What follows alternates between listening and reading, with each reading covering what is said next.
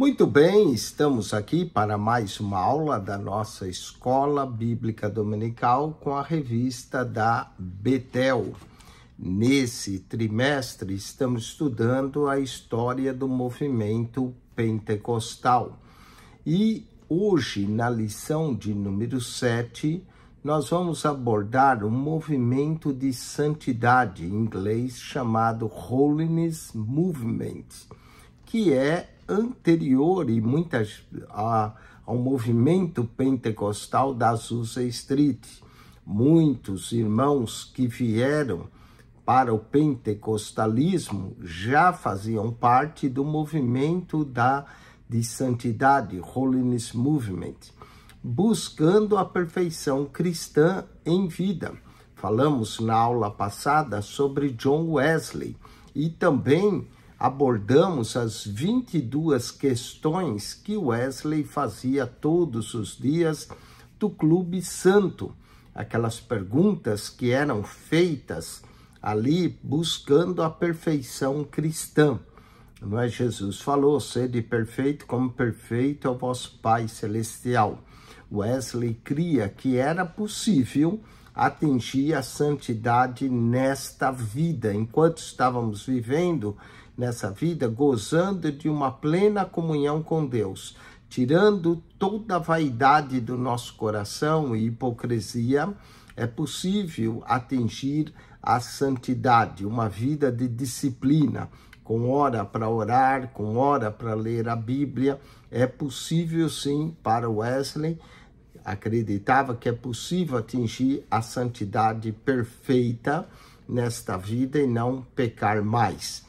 Então, daí o movimento da santidade. Wesley mudou e trouxe uma nova forma de ver a santidade. Nós vemos que há uma progressão, não é?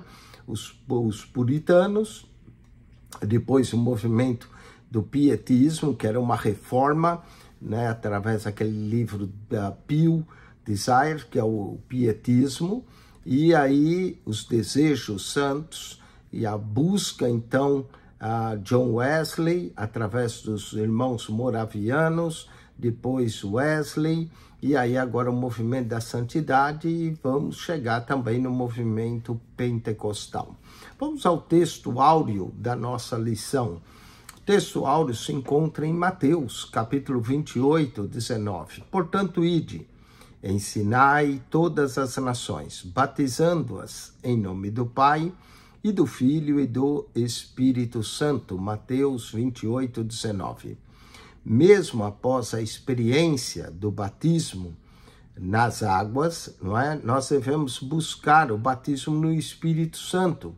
E o discípulo de Cristo deve, através do poder, da graça do Espírito Santo, perseverar em oração, vigilância no combate à frieza espiritual, também tomando cuidado para não nos tornar mornos, não é? Não somos tão fervorosos, mas não somos tão frios. Está aí um problema da igreja de Laodiceia. Vamos ao texto, referência aqui, Atos capítulo 4, verso 29. Agora, pois, ó Senhor, olha para as suas ameaças, e concede aos teus servos que falem com toda ousadia a tua palavra, enquanto estendes a mão para curar e para que se façam sinais e prodígios pelo nome de teu santo Filho Jesus. E tendo eles orado, moveu-se o lugar em que estavam reunidos e todos foram cheios do Espírito Santo e anunciavam com ousadia a palavra de Deus. Quando nós notamos aqui, nós sabemos que eles já tinham sido cheios do Espírito Santo em Atos 2, mas agora eles oram novamente e são cheios novamente. Nós devemos buscar orar todos os dias para que também sejamos cheios do Espírito Santo, não apenas num culto avivado, um culto onde sentimos a presença de Deus, mas todos os dias devemos viver uma vida com a plenitude do Espírito Santo. A outra referência, texto, é Atos 13, 52. E os discípulos estavam cheios de alegria e do Espírito Santo. Parece que um fruto do Espírito é também alegria. Vamos então ao movimento da santidade. Nós vamos introduzir essa lição falando dos alicerces do movimento de santidade, Holiness Movement, o surgimento de alguns movimentos e os pentecostais e o movimento de santidade. Concluiremos essa lição.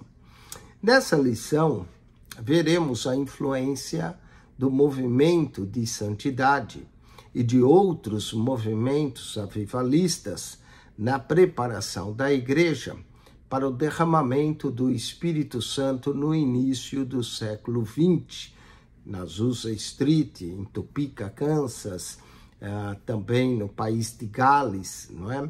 E na formação da identidade teológica do movimento pentecostal.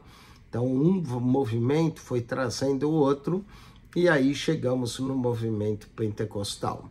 Falemos dos alicerces do movimento de santidade.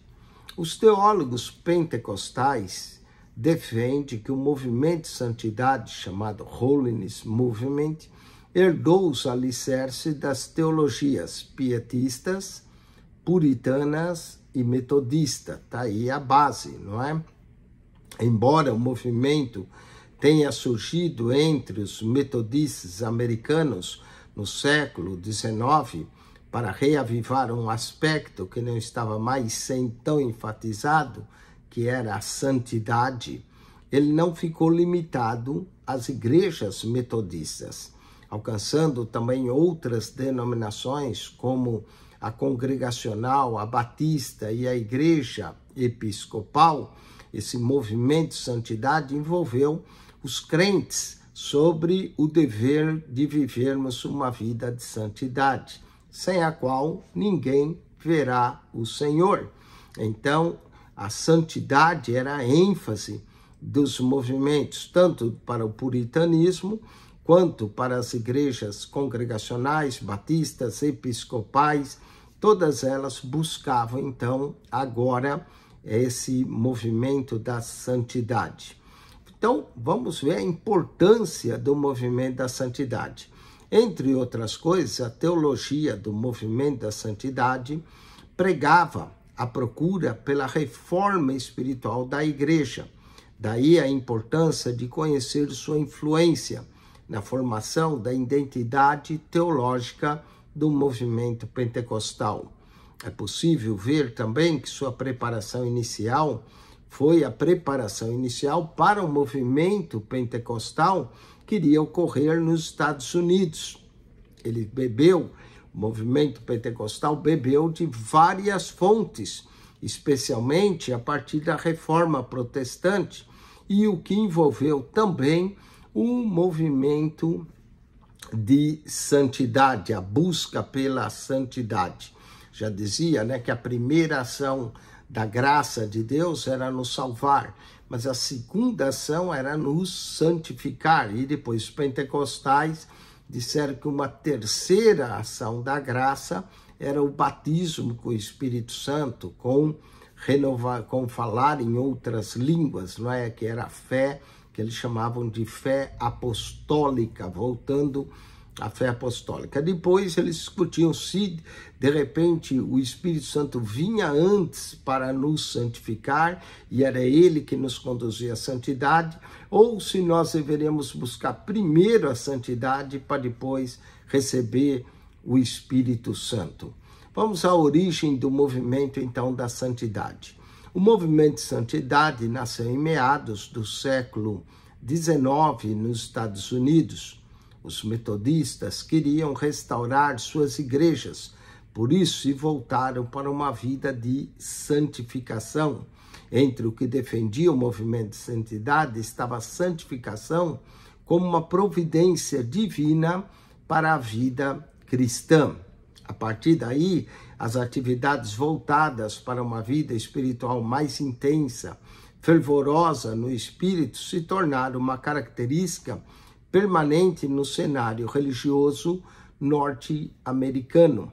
A teologia do movimento de santidade tinha a atuação do Espírito Santo como fator principal para o cristão ser lavado de todo pecado. Então, o cristão era lavado todo pecado, não é? Sendo capaz de viver uma vida de santidade, não tendo mais vontade de pecar. Era esse o movimento de santidade, nos purificar a tal ponto que não há mais desejo de pecar, mas só de agradar a Deus. O movimento que era da santidade foi chamado de segunda bênção. O movimento de santidade visava gerar santidade no crente por meio de exercícios de transformação para uma vida bem avivada. Assim, eles procuravam reforçar a pregação da segunda bênção. Essa era a doutrina wesleyana da perfeição cristã, buscando a santidade perfeita. Essa doutrina ensinava a segunda obra, que era distinta da justificação. A segunda obra da salvação, distinta da justificação, era conhecida como santificação, e santificação plena. Isso quer dizer perfeito amor, perfeita pureza de coração, um viver santo, um falar santo, um ler santo, dedicado totalmente consagrado ao Senhor. Estudos apontam que o ensinamento da segunda bênção foi se difundindo ao longo do tempo. Eles foram difundindo e aumentando. Então, a teologia do movimento da santidade pregava uma reforma espiritual da igreja. E foi abraçada, como nós dissemos, não só pelo movimento wesleyano, mas também pelas igrejas episcopal, pelas igrejas batistas, congregacionais, as igrejas puritanas, que já têm a ideia de serem santos, puros. Além desse surgimento do movimento de santidade, ponto 2, que nós vamos tratar, nós vamos ver outros movimentos, que foram outros eventos avivalistas, chamado Great Awakening, nos Estados Unidos, né? O Grande Avivamento, que se destacam da história da igreja no século XIX. Tem o movimento de Keswick e o trabalho de Edward Wing, né? Eduardo Wing, ambos na Inglaterra. E veremos dois aspectos desses movimentos que estão presentes nos ensinos pentecostais: o batismo no Espírito Santo e o falar em línguas como sinal do batismo no Espírito Santo e a atualidade dos dons espirituais, ou seja, esse movimento queria recobrar os dons mencionados por Paulo na sua carta em 1 Coríntios, capítulo 12, buscando os dons, como o apóstolo disse, né? Procurai com zelo os dons espirituais. Então, o movimento Keswick era um movimento de vida superior, que foi mencionado como movimento Keswick pelo fato de as reuniões terem sido realizadas num vilarejo do mesmo nome, que ficava no noroeste da Inglaterra. Ali ocorreu uma série de reuniões e aconteceram a partir de 1875, como resultado, 2 embates contra a santidade bíblica. Um em Oxford, em 1874, e o outro em Brighton, em 1875, ambos também na Inglaterra. Os palestrantes do Keswick criam que o batismo com o Espírito Santo brotava em uma vida de triunfo ininterrupto, a qual eles titulavam de uma vida superior, ou seja, uma vida mais intensa, uma vida mais altiva, diferenciada pela plenitude do Espírito Santo. O movimento de Edward Irving nasceu em Annan, Escócia, em 4 de agosto de 1792. O movimento de Irving ensinava sobre os dons do Espírito Santo e a restauração do ministério apostólico. Os principais interesses de estudo desse movimento concentravam-se nas áreas de cristologia, pneumatologia e escatologia, a volta de Cristo, além de pregar uma série de sermões sobre o dom do Espírito Santo. Irving procurava levar a congregação a participar de encontros de oração para buscar os dons espirituais. Olha como é importante, não é? Convidar para a busca de dons espirituais. Sobre o dom do Espírito Santo, não é? Tendo sido removido mais tarde, né, por participar, Irving procurava levar a congregação a esses encontros de oração para buscar os dons, tendo sido removido do pastoreio pelo presbitério, que não concordava com a manifestação do Espírito nos cultos. Ele então organizou a Igreja Católica Apostólica, seguido pela maior parte dos membros. Falemos ainda da expectativa de um novo Pentecoste. O estudo de muitos movimentos de renovação da igreja mostra que no final do século XIX, tanto nos Estados Unidos quanto do outro lado do oceano, Inglaterra, Escócia, havia entusiasmo e expectativa por um intenso derramamento do Espírito Santo em diferentes denominações. O assunto estava em muitas publicações, além de pregações, acampamentos, encontros organizados em torno do propósito de buscar mais de Deus, uma fome de Deus. Assim, o cenário foi sendo preparado para a chegada do movimento pentecostal no início do século XX. Que o Espírito Santo continue encontrando corações desejosos de receber mais do Senhor.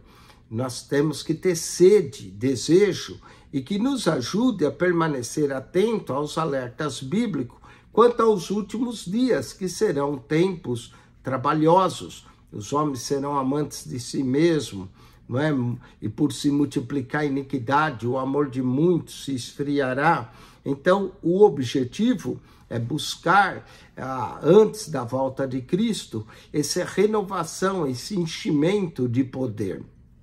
Além do movimento de santidade, dois outros movimentos avivalistas que se destacaram na história da igreja do século XIX foi o movimento de Keswick e o movimento de Edward Irving. Vamos, os pentecostais e o movimento de santidade. Um grande despertar ocorreu após o movimento de santidade. A partir dele, a fala e a simbologia do Pentecoste neotestamentário começou a prosperar com mais frequência nas igrejas. Os pastores passaram a dar mais ênfase ao Pentecostes como modelo dos avivamentos e a relevância de buscar o vigor e o poder do cristianismo primitivo.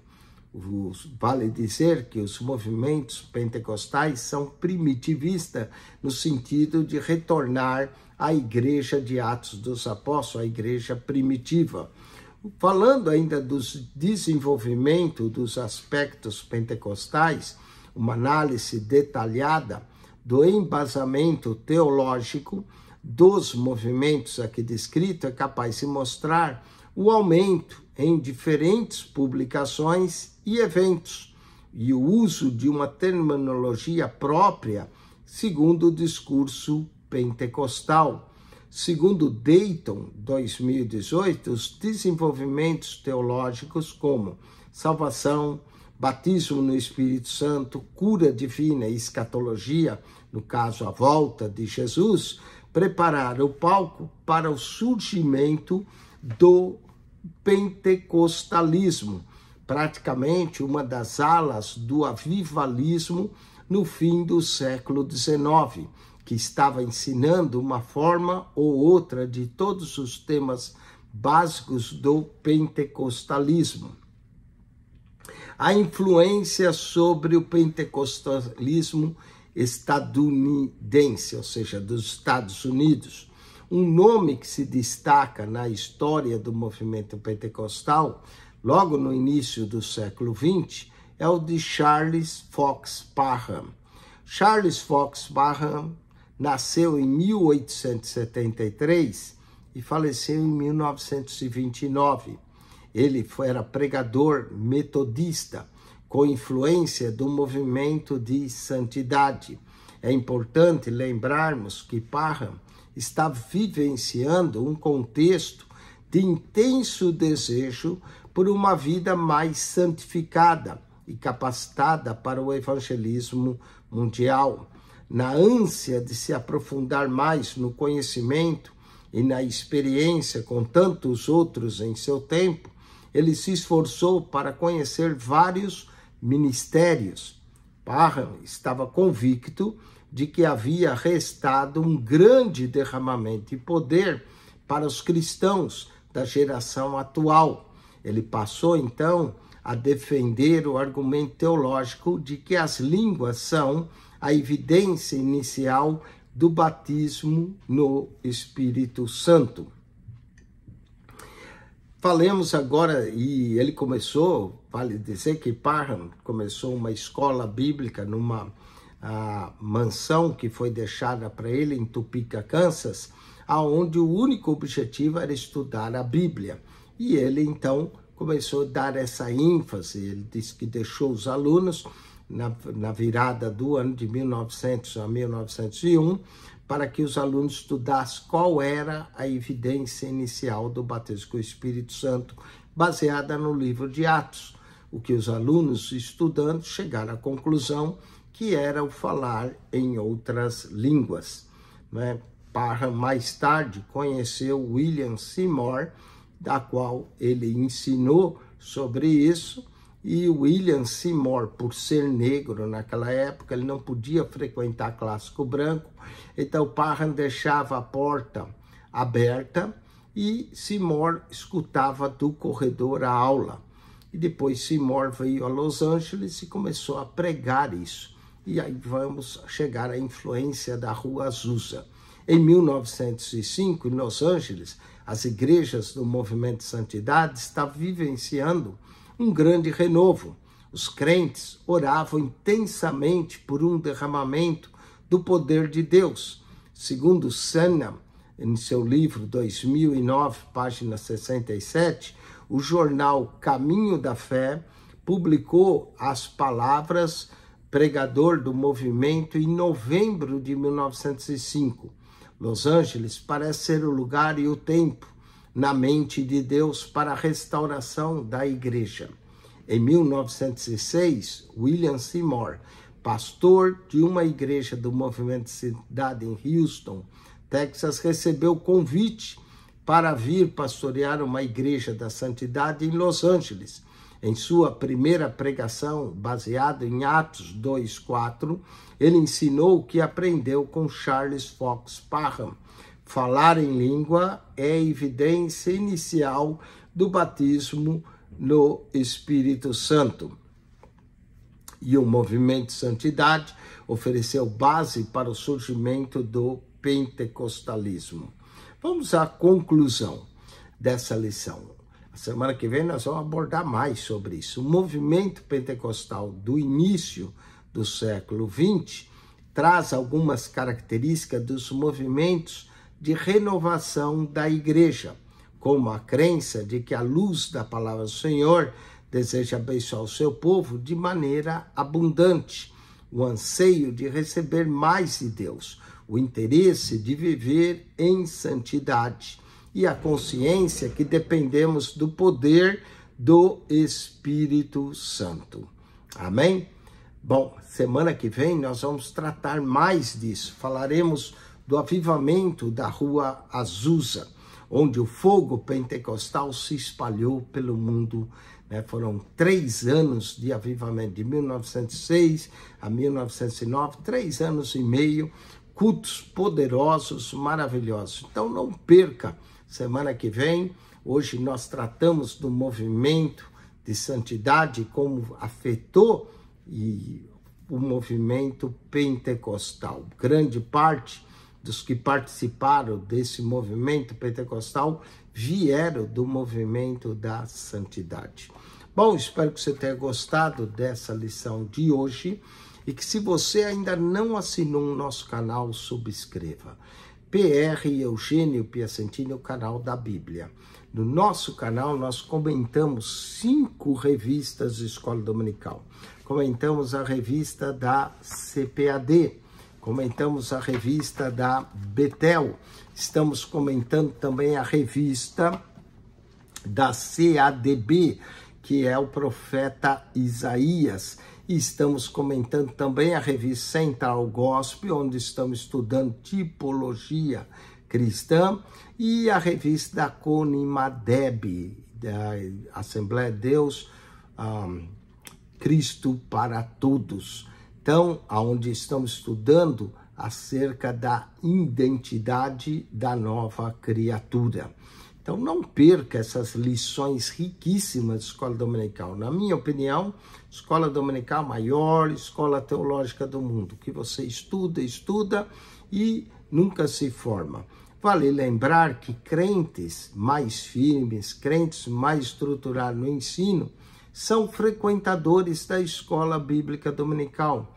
Os crentes que não lêem muito a Bíblia, não estudam a Bíblia, ficam só correndo, atrás de profecia, e a maior profecia de todas é a própria Bíblia, não é? Então, esses crentes às vezes não sabem muito bem o que eles querem, o que crê, mas o aluno da escola bíblica dominical é um aluno bem doutrinado, é um aluno que entende, conhece a palavra de Deus, estuda com afinco, que você tem o desejo de aprender. E tá aí o nosso canal, PR Eugênio Piacentini, o canal da Bíblia. Olha, ao entrar no canal, clique na foto redonda, vai aparecer um menu, clique no playlist, ali no playlist você vai encontrar 252 pastas com mais de 7.500 vídeos para você. PR Eugênio Piacentini, o canal da Bíblia. Não perca, entre nesse canal, estude. Todos os dias nós colocamos 3, 4 vídeos para você nesse canal. É uma bênção para você crescer no conhecimento da palavra de Deus. PR Eugênio Piacentini, o canal da Bíblia. Subscreva, divulgue esse canal, fale para os irmãos da igreja subscreverem e eles vão ganhar bastante conhecimento, a graça de Deus nesse canal. PR Eugênio Piacentini, o canal da Bíblia.